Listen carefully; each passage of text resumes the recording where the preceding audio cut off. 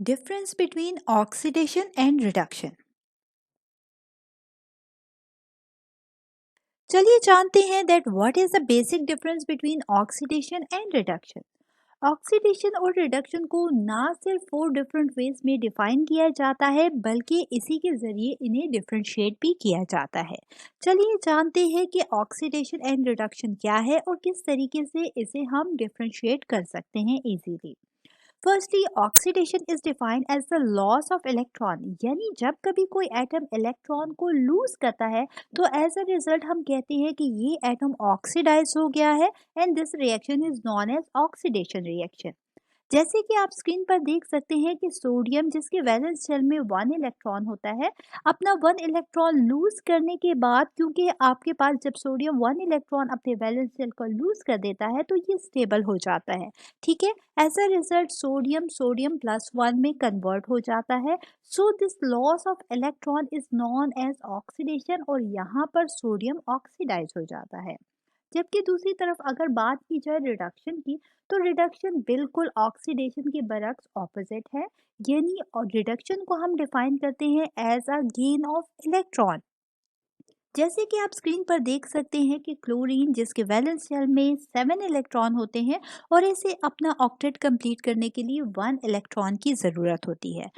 So chlorine जब 1 electron को gain कर लेता है, as a result chlorine reduce हो जाता है and this reaction is known as reduction reaction.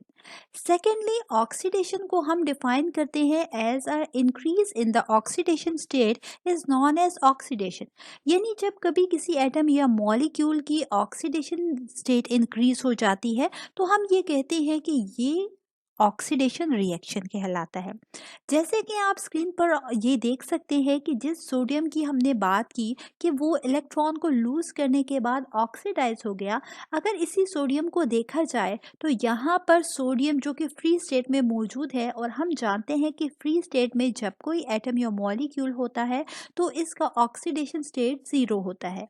जब सोडियम ने 1 इलेक्ट्रॉन लूज किया, एज अ रिजल्ट ये ऑक्सीडाइज हो गया और अब आप देख सकते हैं कि सोडियम के ऊपर +1 चार्ज आ गया, यानी सोडियम 0 से +1 ऑक्सीडेशन स्टेट में कन्वर्ट हो गया। So this increase in the oxidation state is known as oxidation. जबकि दूसरी तरफ अगर रिडक्शन की बात की जाए, so reduction is defined as a decrease in the oxidation state, यानी जब कभी हमारे पास किसी एटम या मॉलिक्यूल की ऑक्सीडेशन स्टेट डिक्रीज होती है तो हम ये कहते हैं कि ये हमारे पास रिड्यूस हो गया है। जैसे कि अगेन ये क्लोरीन को हम देखें जिसको अभी हमने डिस्कस किया कि इस क्लोरीन ने 1 इलेक्ट्रॉन को गेन करने के बाद Cl माइनस में कन्वर्ट हो गया। सो यही क्लोरीन अगर देखा जाए जब फ्री स्टेट में था तो यहाँ पर हमारे पास ऑक्सीडेशन स्टेट 0 थी, जबकि दूसरी तरफ जब ये रिड्यूस हो गया और इस क्लोरीन के ऊपर -1 चार्ज आ गया तो यहाँ पर आप देख सकते हैं कि -1 चार्ज यानी 0 से -1 में कन्वर्ट होना ऑक्सीडेशन स्टेट का decrease in the oxidation state है और ये रिडक्शन को रिप्रेजेंट कर रहा है। थर्डली हम ऑक्सीडेशन को डिफाइन करते हैं as a addition of the oxygen is known as oxidation, यानी जब कभी ऑक्सीजन का एडिशन होता है किसी भी एटम या मॉलिक्यूल को तो हम ये कहते हैं कि ये ऑक्सीडेशन को रिप्रेजेंट कर रहा है। जैसे कि आप स्क्रीन पर देख सकते हैं कि 2SO2 सल्फर डाइऑक्साइड के 2 मॉलिक्यूल जब रिएक्शन करते हैं O2 ऑक्सीजन के साथ तो एज अ रिजल्ट ये कन्वर्ट हो जाता है सल्फर ट्राइऑक्साइड में। तो यहाँ पर आप देख सकते हैं कि रिएक्टेंट साइड पर ऑक्सीजन सल्फर डाइऑक्साइड के साथ रिएक्ट कर रहा है, एज अ रिजल्ट ये सल्फर ट्राइऑक्साइड में कन्वर्ट हो रहा है। तो यहाँ पर प्रोडक्ट में क्योंकि एडिशन हुआ है ऑक्सीजन का, दैट्स वाई ये रिएक्शन ऑक्सीडेशन रिएक्शन कहलाता है। जबकि दूसरी तरफ अगर रिडक्शन की बात की जाए तो रिडक्शन ऑपोजिट होता है ऑक्सीडेशन का, यानी यहाँ पर रिमूवल होगा ऑक्सीजन का। सो डायग्राम में आप स्क्रीन पर रिएक्शन देख सकते हैं कि कार्बन डाइऑक्साइड, ठीक है, जो कि रिएक्टेंट साइड पर मौजूद है और प्रोडक्ट पे हमारे पास कार्बन एंड ऑक्सीजन, यानी कार्बन डाइऑक्साइड से ऑक्सीजन का रिमूवल हो गया और as a result carbon dioxide carbon में कन्वर्ट हो गया। So this removal of oxygen is known as reduction. साथ ही अगर बात की जाए फोर्थ वे में डिफाइन करने की ऑक्सीडेशन और रिडक्शन को, तो वो ये है that the removal of hydrogen is known as oxidation. यानी जब कभी हाइड्रोजन को रिमूव किया जाता है किसी एटम या मॉलिक्यूल से, तो हम कहते हैं कि ये ऑक्सीडेशन रिएक्शन को रिप्रेजेंट कर रहा है। जैसे कि आप स्क्रीन पर देख सकते हैं कि टू मॉलिक्यूल्स ऑफ अमोनिया आपके पास रिएक्टेंट साइड पर मौजूद है, एंड प्रोडक्ट साइड में ये डिकम्पोज हो गए हैं N2+3H2 में।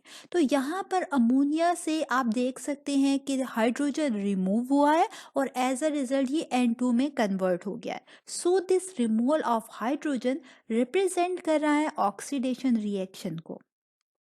जबकि दूसरी तरफ अगर रिडक्शन की बात की जाए, so the reduction is defined as the addition of hydrogen, कि जब कभी हाइड्रोजन का एडिशन होगा तो वो हमें रिडक्शन रिएक्शन को रिप्रेजेंट करता है।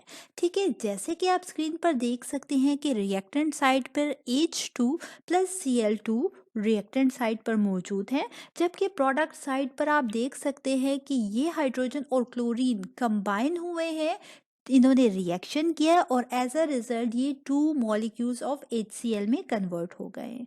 सो हाइड्रोजन से हाइड्रोक्लोरिक एसिड में कन्वर्ट होना, यानी हाइड्रोजन का क्लोरीन में ऐड हो जाना, हमारे पास एडिशन ऑफ हाइड्रोजन को रिप्रेजेंट कर रहा है और ये हमें बता रहा है कि ये रिएक्शन रिडक्शन रिएक्शन है। इसी तरीके से हमने ये जाना कि किस तरीके से ऑक्सीडेशन एंड रिडक्शन को डिफाइन किया जाता है और साथ ही इसी डेफिनेशंस के ज़रिए इनको डिफरेंशिएट किया जाता है।